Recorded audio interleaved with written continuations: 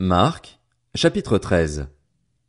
Lorsque Jésus sortit du temple, un de ses disciples lui dit, « Maître, regarde, quelle pierre et quelle construction !»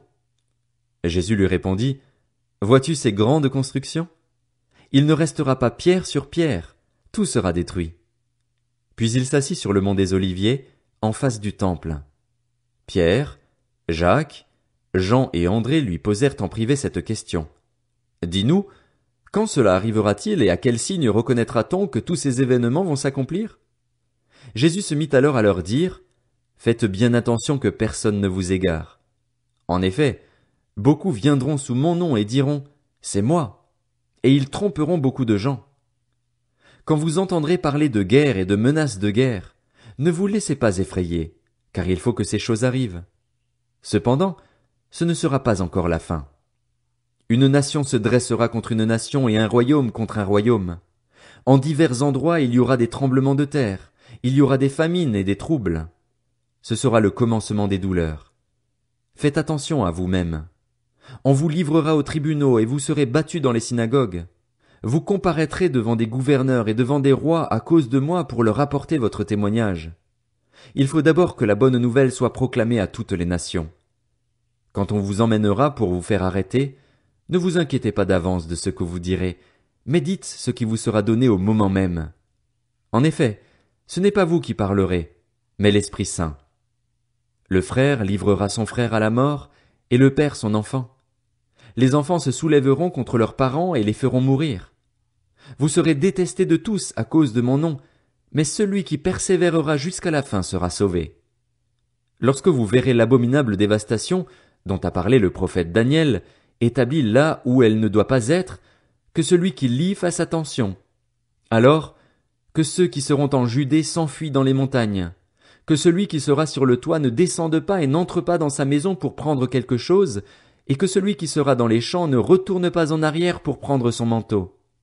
Malheur aux femmes qui seront enceintes et à celles qui allaiteront durant ces jours-là. Priez pour que cela n'arrive pas en hiver, car ces jours-là, la détresse sera telle qu'il n'y en a pas eu de pareille depuis le commencement du monde que Dieu a créé jusqu'à présent et qu'il n'y en aura jamais plus. Et si le Seigneur n'avait pas abrégé ces jours, personne ne serait sauvé. Mais il les a abrégés à cause des élus, de ceux qu'il a choisis. Si quelqu'un vous dit alors, « Le Messie est ici » ou « Il est là », ne le croyez pas, car de prétendus Messies et de prétendus prophètes surgiront. Ils feront des prodiges et des signes miraculeux pour tromper, si c'était possible, même ceux qui ont été choisis. Soyez sur vos gardes. Je vous ai tout annoncé d'avance. Mais ces jours-là, après ce temps de détresse, le soleil s'obscurcira, la lune ne donnera plus sa lumière, les étoiles tomberont du ciel et les puissances célestes seront ébranlées. Alors on verra le Fils de l'homme venir sur les nuées avec beaucoup de puissance et de gloire. Il enverra ses anges et rassemblera ceux qu'il a choisis des quatre coins du monde, de l'extrémité de la terre jusqu'à l'extrémité du ciel. Tirez instruction de la parabole du figuier. Dès que ses branches deviennent tendres et que les feuilles poussent, vous savez que l'été est proche. De même, quand vous verrez ces choses arriver, sachez que le Fils de l'homme est proche, qu'il est à la porte. Je vous le dis en vérité, cette génération ne passera pas avant que tout cela n'arrive. Le ciel et la terre passeront, mais mes paroles ne passeront pas. Quant au jour et à l'heure, personne ne les connaît, pas même les anges dans le ciel ni le Fils. Le Père seul les connaît. Faites bien attention, restez en éveil et priez, car vous ignorez quand ce temps viendra. Cela se passera comme pour un homme qui part en voyage.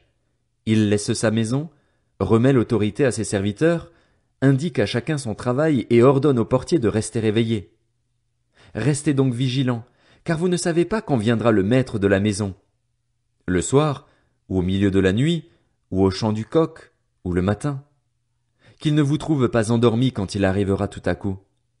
Ce que je vous dis, je le dis à tous, restez vigilants.